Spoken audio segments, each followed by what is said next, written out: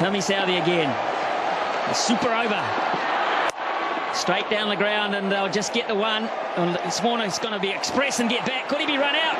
No, he's sharp enough. 2 off 1. Yeah, it wasn't the best of deliveries, but because White looks to go straight, whenever he gets an opportunity, he looks to hit so straight. The high full toss can be quite hard to get in the middle of the bat on. Had he looked to maybe go square and more to mid-wicket, he might have had a chance there.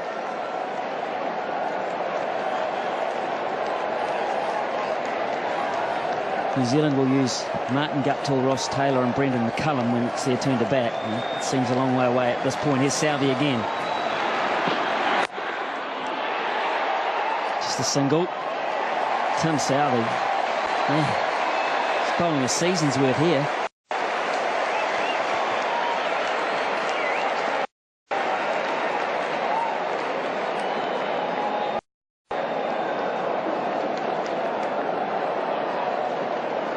There might be a few people who headed off to try and beat the crowd.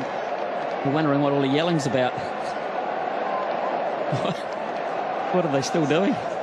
People that didn't know about the super over. Especially if you're one of the people that had to queue for half the game to get in. Imagine that, you're walking down the road saying, ha, I beat the crowd. I got my car out early. Pick up the paper tomorrow morning. But it's been a great crowd. 26,148. They got their money's worth. Here's Southey again. Warner on strike. Oh, Southey. He doesn't have to throw it. That's fine. It's a genius. How did he stop this, or did you just get in the way? I reckon he could bat too. Maybe they sent him out the bat. He's trapped that. White wanted to get the strike. Warner wasn't prepared to risk it.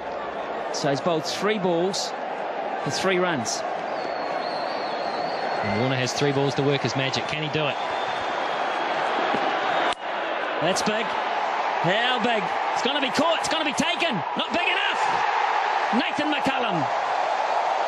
The most important thing there. It's a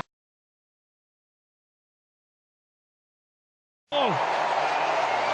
And Australia only have 1 wicket up their sleeve, but White gets on strike. He was close to his arc, but he toe-ended it. It was just too wide for him to get in the middle of the bat on it, and so it went up. It just floated up. Nathan McCullum, I tell you what, I don't care what the situation is, he does not drop those. He had his head, he was placing, he was looking to place the ball around the park. He looked like he was cool, calm, and knew what he was doing. He was in form and he was hot. Anyway, that's all academic. Here's White. There's Tim Southey again too. Oh, my word. He runs him out. That would be the end of the innings. He didn't try. Hey, Tim Southey, how about this? How about that? But absolutely perfect. Well, is Brendan McCullum man of the match if New Zealand win? Of course he is.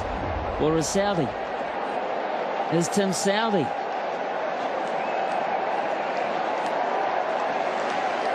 Well, if one super over can do it for you, then maybe he is. 4 overs, none for 44 in regulation, and we're thinking about him as man of the match.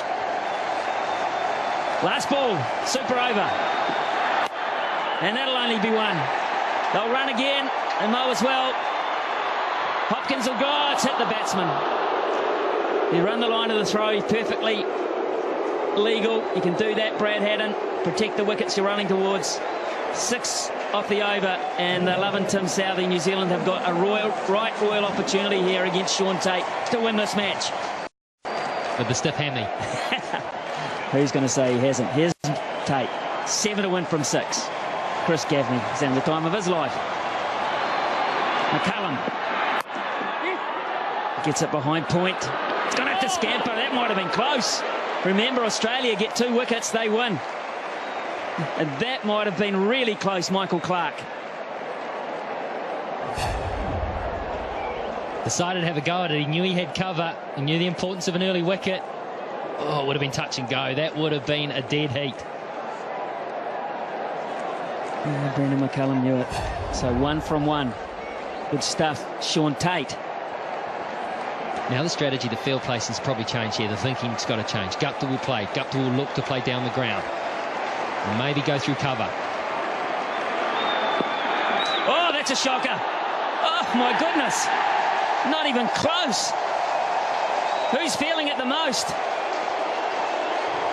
What has happened here? Well, the first ball was a little rough as well. He's just holding on to it. He's obviously feeling the pressure. That is a shocker. Hadden did well to cut that off.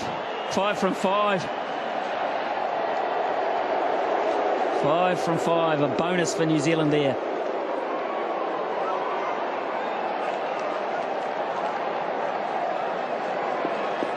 And take the one. They can take a single. They've got McCullum at the other end, chumping at the bit to have another go.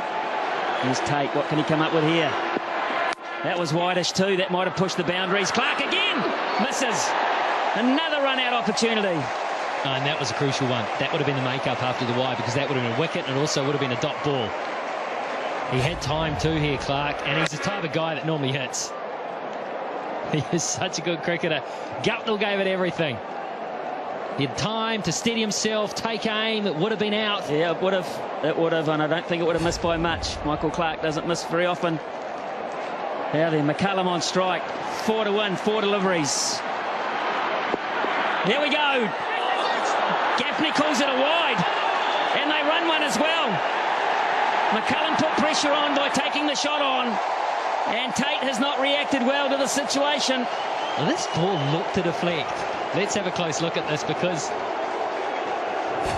if he misses it, yeah, I think fair enough. I've seen closer ones than that called. Well, there's no argument from Australia, to be fair. No argument whatsoever. 2 to 1 from 4 balls down. Gets it over the top away. New Zealand have won behind point. It's a ripper from Guptill. Tate couldn't handle it. Too much width, too much pressure. And New Zealand, well, they had it won once. They let it